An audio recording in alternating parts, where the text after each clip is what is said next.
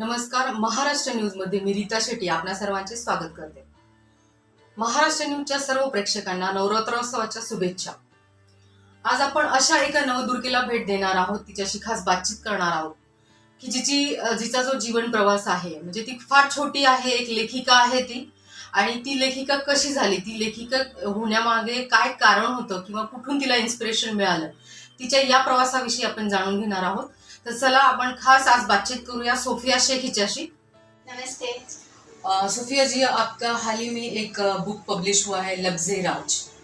तो इसकी जो जर्नी है आपकी, आपने बहुत सारी कविताएं लिखी है, बहुत सारी पोएम्स आपने लिखी है, और आपको जो ये इंस्पिरेशन मिला है कविता लिखने का, तो उस जर्नी के बारे में आप थोड़ा बताइए हमें. जानते हैं कि लास्ट ईयर हमारा इंडिया में लॉकडाउन लग गया था कोरोना के कारण. तो उस वक्त सब अपने अपने घरों में रह गए थे, सारी चीज़ें बंद कर दी गई थी, स्कूल कॉलेजेस ऑफिस वगैरह सब कुछ बंद थे. तो उस वक्त मैंने सोशल मीडिया स्टार्ट किया था अपना, और इंस्टाग्राम का न्यू प्रोफाइल ही ओपन किया था. तो वहाँ पर मेरी पहचान एक ऐसी लड़की से हुई जो कि मुंबई से बिलोंग करती थी. और उसका नाम सबा अमन है. तो हुआ कुछ यूँ था कि उसने कुछ लाइंस लिखी थी और मैंने उसकी प्रोफाइल चेक की थी, और भी राइटर्स के राइटअप पढ़ते पढ़ते तो मुझे उसकी कुछ लाइनें अच्छी लग गई थी, और मैंने उसको अपने प्रोफाइल पे रिपोस्ट किया था. तो 2 दिन के बाद वो लड़की का मैसेज आता है कि सोफिया, अगर तुम में काबिलियत है तो तुम खुद अपने अल्फाजों को लिखो, यूँ किसी के अल्फाजों को चुराया नहीं करते. तो मुझे वो बात उसके दिल पर लग गई थी. वो इसलिए लगी थी क्योंकि मैंने उसका कॉपीराइट नाम तो हटाया नहीं था, सिर्फ उसी का राइटअप उठा के अपने यहाँ पे रिपोस्ट किया था. तो उसने मुझे ऐसे कहा था, तो मैंने उसकी बात को दिल पे ले लिया, और मेरा ईगो भी हर्ट हो गया. तो मैंने उस ईगो को पॉजिटिव में कन्वर्ट करके ये खुद ने फैसला लिया कि मुझे सच में कुछ लिखना चाहिए.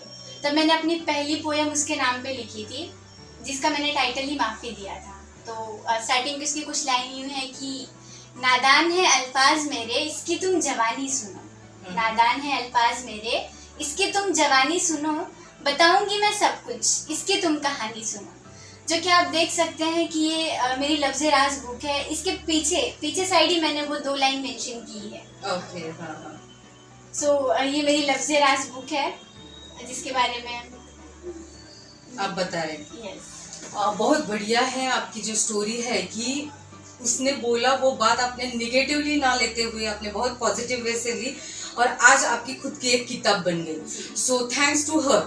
यस, मतलब मुझे उसको थैंक यू बोलना है. तो उसकी वजह से आज आप एक लेखिका बन गई, और वो बहुत ही छोटी उम्र में, मतलब यू गॉट द इंस्पिरेशन, आपको वो इंस्पिरेशन मिल गया, और आपने वो बहुत पॉजिटिव वे से लिया, बहुत अच्छी तरह से आपने खुद को ढाला इसमें.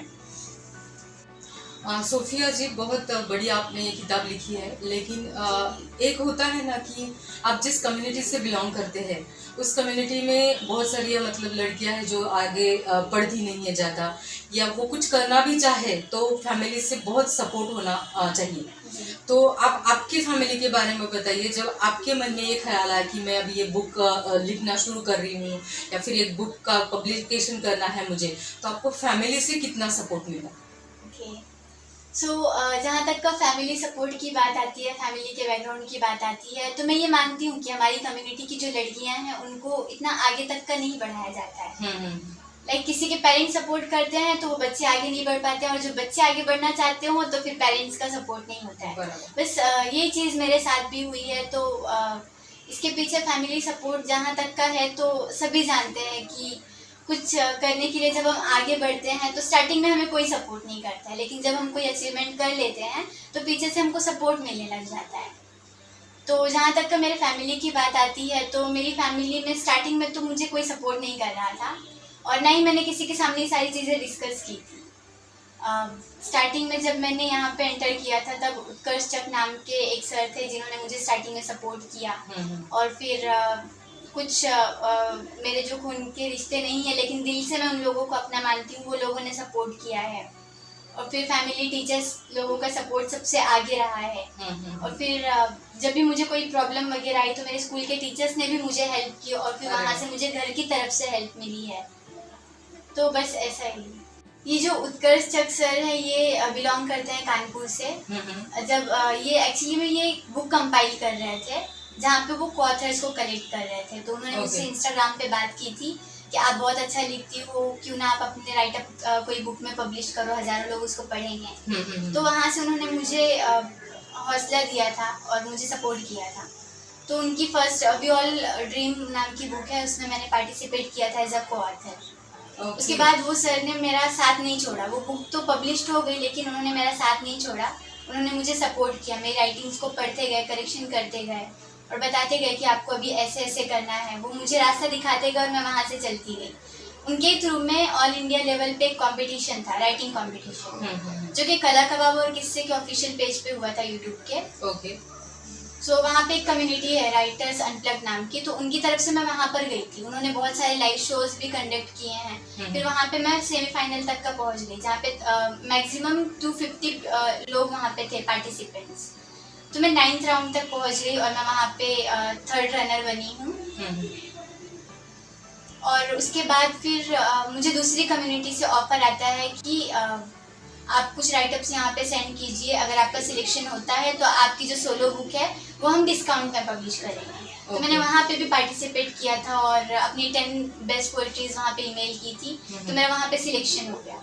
फिर वहाँ से मुझे ये बुक पब्लिश करने का ऑफर मिलता है। उस वक्त मुझे ये फील्ड में ज़्यादा नॉलेज नहीं थी कि मुझे कैसे क्या करना है, कैसे आगे बढ़ना है, लेकिन फिर भी मैंने उनको हाँ कर दिया और जो एग्रीमेंट पेपर होता है वो साइन कर दिया। उन्होंने मुझे 3 महीना लिखने के लिए दिया था, तो 3 महीना मैंने लिया टाइम और फिर उसके बाद धीरे धीरे कलेक्शन करके मोर देन 90+ पोएम्स हैं और कुछ गज़ल्स हैं और लास्ट में कुछ आर्टिकल्स भी हैं। बहुत बढ़िया। आपके इस जर्नी से एक पता चलता है कि हमें मुसीबत कितनी भी आए, लेकिन अगर हमारे मन में जिद हो, हमारे मन में अगर आशा हो कि हमें कुछ ना कुछ करना है, तो हमें रास्ते अपने आप मिल जाते हैं। और बहुत बढ़िया। आपने अभी बताया कि आपने बहुत सारे मतलब किताबों के लिए को ऑथर करके काम किया हुआ है, तो उस किताबों का कुछ जिक्र करेंगे आप कि कौन सी किताबें थी? मतलब ये रिलेटेड टू पोएम ही थी या फिर कुछ और था? मतलब सो वो जो किताबें होती है, ये जो किताबों का है तो ये एंथोलॉजी होती है जिसमें बिगनर राइटर्स के राइटअप पब्लिश किए जाते हैं। तो एक बुक में मैक्सिमम 40 राइटर्स होते हैं एज अ को ऑथर। उनको 2 या 3 पेज लिखने के लिए दिए जाते हैं। तो ऐसी मैंने 20 से ज़्यादा किताबों में पार्टिसिपेट किया है। तो ये सारे सर्टिफिकेट्स हैं उसके। और इसमें कुछ सर्टिफिकेट्स वो भी हैं जो डेली क्विज चैलेंजेस के होते हैं। एक ग्रुप बनाया जाता है व्हाट्सएप पे, उसमें रोज़ डेली चैलेंजेस अपडेट किए जाते हैं। फिर वहाँ पे उससे रिलेटेड हमको लिखना होता है। तो ऐसे बहुत सारे डेली चैलेंजेस में मैं फर्स्ट विनर भी आ चुकी हूँ। बहुत बढ़िया। सुफिया जी, अभी आपने बताया कि आपने 90 के ऊपर कविताएं लिखी है जो हिंदी में है, तो कुछ आपके दिल को छू लेने वाली जो आपकी कविता है उसके एक 4 लाइन अगर हमें सुनाते हैं आप तो बहुत अच्छा रहेगा। जी बिल्कुल। एक्चुअली इसमें जितनी पोएम्स है सारी पोएम्स मेरी फेवरेट है, लेकिन सारी पोएम्स में जो एक पोएम है वो मुझे काफ़ी ज़्यादा पसंद आई है। जैसे कि आप सब जानते हैं कि माँ लफ्ज़ ही कितना स्वीट होता है कि वो सुन के हमारे दिल में ऑटोमेटिक प्यार जाग जाता है। तो माँ के लिए मैंने कुछ लिखा था कि सुन लो तुम भी जो राज की बात है, सुन लो तुम भी जो राज की बात है, जिसकी खुशियों से महकते मेरे जज्बात हैं। वो मेरी कलम और कागज़ उसका प्यार है, उसकी मुस्कुराहटें ही हमारे अल्फाज हैं। मन्नत की तरह है वो हमारी दुआओं में, मन्नत की तरह है वो हमारी दुआओं में, क्या हम कह दें कि वो महताब है। आंखों को मिलती है ठंडक हमारे, बार बार देखें वो हमारी गुलजार है। बहुत बढ़िया। करा देती है हर मुश्किल से पार मुझे, करा देती है हर मुश्किल से पार मुझे, जिसके दिल में कैद मेरे असरार हैं। असरार का मीनिंग जो है वो सीक्रेट होता है। ओके। सो मैंने ये बुक में बहुत सारे उर्दू वर्ड्स भी यूज़ किए हैं। बस इसमें यह है कि देवनागरी हिंदी फॉन्ट्स में है बुक, लेकिन इसमें जो वर्ड्स यूज़ किए गए हैं वो मोस्टली उर्दू हैं। ओके। यस।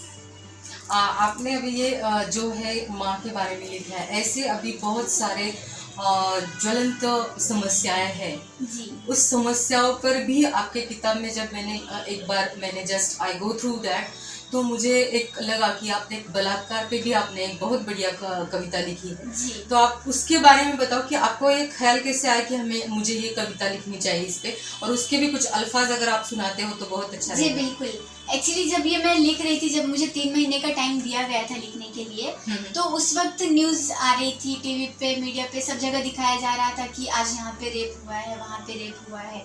और उस वक्त आसिफा नाम की कोई लड़की के साथ में भी रेप हुआ था। और फिर अभी अभी रिसेंट न्यूज़ भी आ रही है कि 6 साल की 2 साल की बच्ची के साथ में हो रहा है। तो ये वाला इशू कुछ ज़्यादा ही बढ़ रहा था। तो मैं लिखते लिखते मेरा माइंड चला कि मुझे इस टॉपिक पर भी लिखना चाहिए, क्योंकि एक राइटर वही होता है जो सारे समस्याओं के बारे में लिख सके। तो मैंने इसके बारे में भी लिखा था, जिसकी लाइन्स यूँ है कि धीरे धीरे जख्म हमारे इजहार होने लगे, हम कांटों की राहों से पार होने लगे, कानों में रुई डालकर यहाँ लोग बैठे हैं, सुनी सुनाई बातों के कारोबार होने लगे, न रही इज्जत अब किसी की बेटी, कानों में रुई डालकर यहाँ लोग बैठे हैं, सुनी सुनाई बातों के कारोबार होने लगे, न रही इज्जत अब किसी की बेटी की, न रही इज्जत अब किसी की बेटी की, सबकी बेटियों से अब खिलवाड़ होने लगे, साफ रहता था जिसका दामन जरा सी दाग से, साफ रहता था जिसका दामन जरा सी दाग से, वो आंचल भी अब दागदार होने लगे, थे कई लोग सोए शहरों में, थे कई लोग सोए शहरों में, सुनकर तमाशा वो लोग भी बेदार होने लगे, अब तो मिली आज़ादी से भी जीना मुश्किल है, शहरों में दरिंदे बेशुमार होने लगे, कौन कहता है कि तकलीफ होती है बेटी की जान जाने से, कौन कहता है कि तकलीफ होती है बेटी की जान जाने से, फिर क्यों उसकी बेइज्जती के चर्चे हजार होने लगे, जिसे बहन कहकर साथ उसका देना था, आखिर क्यों वो लोग ही गद्दार होने लगे, जिसे जीना था सर उठाकर दुनिया में, समाज के आगे क्यों शर्मसार होने लगे, बुझ जाती है प्यास प्यासों की क्या, बुझ जाती है प्यास प्यासों की क्या, यहाँ शहरों में तो बलात्कार होने लगे, यहाँ शहरों में तो बलात्कार होने लगे। बहुत दिल को छू जाए ऐसी ये कविता आपने लिखी है।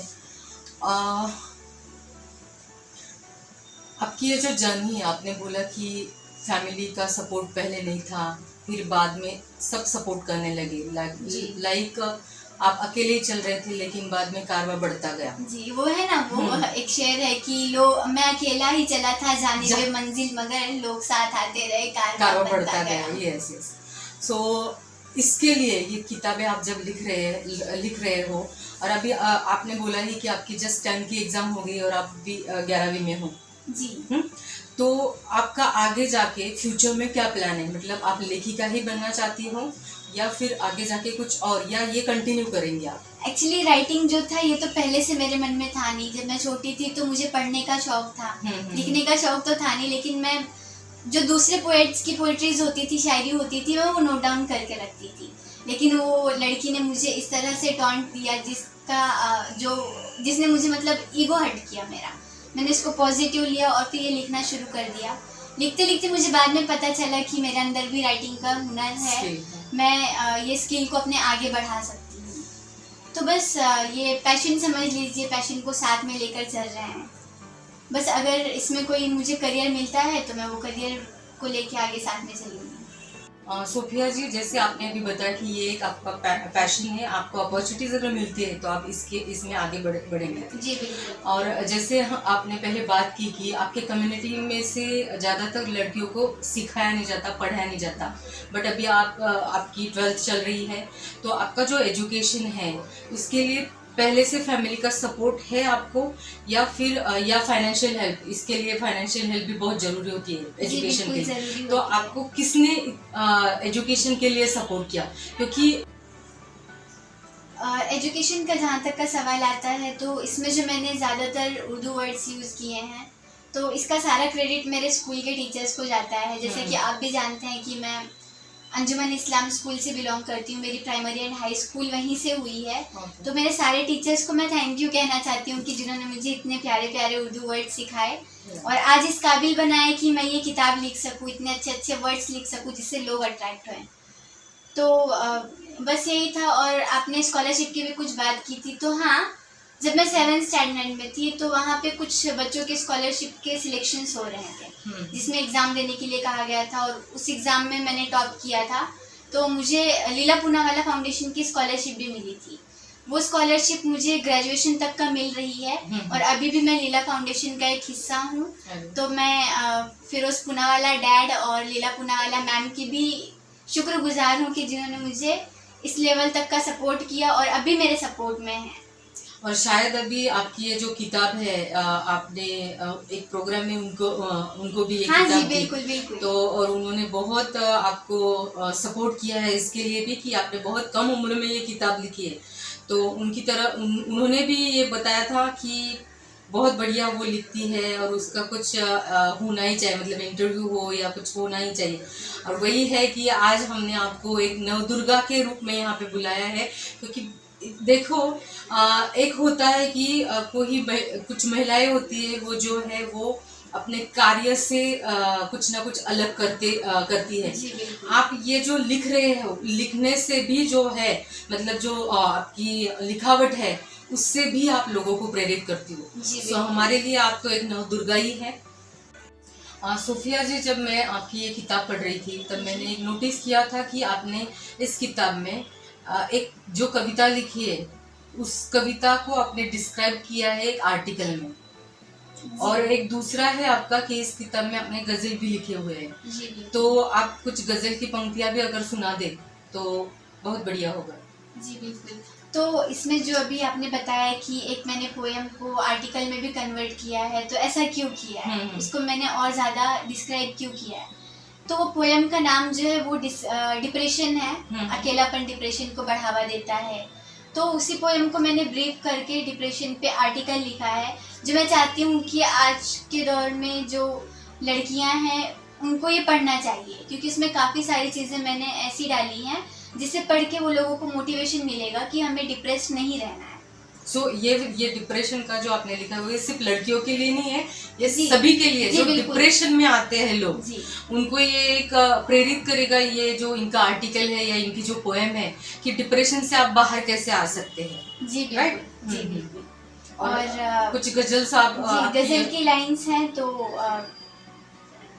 मुझे ये वाली भी अच्छी लगी थी कि तुम रस्मों को घर के समझते हो क्या, तुम रस्मों को घर के समझते हो क्या, जाहिलों वाली हरकत भी करते हो क्या, बेटियों को ही कमजोर समझे हुए ये ख्याल तुम आज रखते हो क्या, ये ख्याल तुम आज रखते हो क्या, जलाए जो चूल्हा कर जाए रोशन ये देश, जलाए जो चूल्हा कर जाए रोशन ये देश, ऐसा किरदार तुम पैदा कर सकते हो क्या, ऐसा किरदार तुम पैदा कर सकते हो क्या, ये रस्में व कस्में जो टूटे ना कभी, ये रस्में व कस्में जो टूटे ना कभी, इन्हें पत्थर की लकीर तुम समझे हो क्या, इन्हें पत्थर की लकीर तुम समझे हो क्या, है बदला जमाना राख हुई सारी रस्में, है बदला जमाना राख हुई सारी रस्में, उन्हीं राखों को आज तुम तकते हो क्या, उन्हीं राखों को आज तुम तकते हो क्या।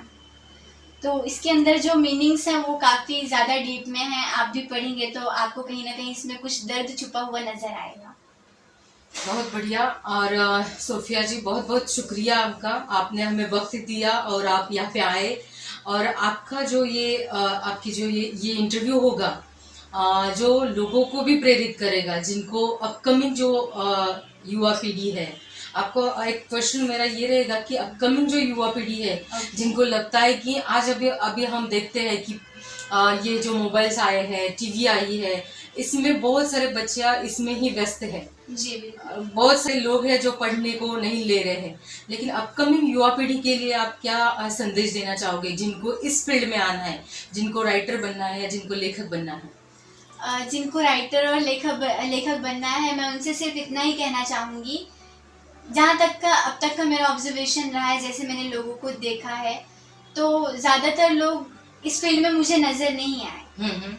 और अगर कोई राइटर बनना चाहता है तो सबसे पहली बात उसको पढ़ना चाहिए, पढ़ने की हैबिट उसको रखना चाहिए। जब तक का पढ़ेंगे नहीं तब तक का नए आइडियाज़, न्यू वर्ड्स उनके माइंड में आएंगे नहीं। बराबर। तो न्यू राइटर्स को चाहिए कि वो सबसे ज़्यादा अपना पढ़ने पर फोकस करे। और एक चीज़ मैंने और नोटिस की है, जो ये है कि मैंने कुछ लोगों से सवाल भी किया था कि आपने लिखना क्यों स्टार्ट किए हैं, आपके लिखने की वजह क्या है। तो बहुत से लोगों से मैंने सुना है कि हमने इश्क मोहब्बत में धोखा खाए हैं, इसलिए हमने लिखना शुरू किया है। तो मैंने इस चीज़ को गलत कहा है, क्योंकि हर जो राइटर होता है, अभी राइटर को एक ही नज़रिए से देखते हैं लोग कि उनका दिल टूटा है, उनको धोखा मिला है, इसलिए वो लिख रहे हैं, लेकिन ऐसा बिल्कुल नहीं है। इंसान हर की एक का लाइफ अलग-अलग में रीजन हो इंसान की सकता है। लाइफ में बहुत सारी प्रॉब्लम्स होती हैं। इश्क मोहब्बत के अलावा भी कुछ पर्सनल लाइफ होती है, कुछ दुख दर्द होते हैं, तो उसकी वजह से भी इंसान लिखना शुरू कर सकता है। जो वो बोल नहीं सकता, वो अपने राइटिंग के थ्रू लोगों को एक्सप्रेस कर सकता है कि देखो ये चीज़ें हैं। राईट. बरोबर. शुक्रिया Sophia ji. You are most welcome. अशाच विविध क्षेत्रात कार्य करणाऱ्या महिलांना आपण भेटत राहू. तोपर्यंत पाहत राहा महाराष्ट्र न्यूज. व्हिडिओ पाहण्यासाठी सबस्क्राईब करा, बेल आयकॉन दाबा आणि पहा महाराष्ट्र न्यूज.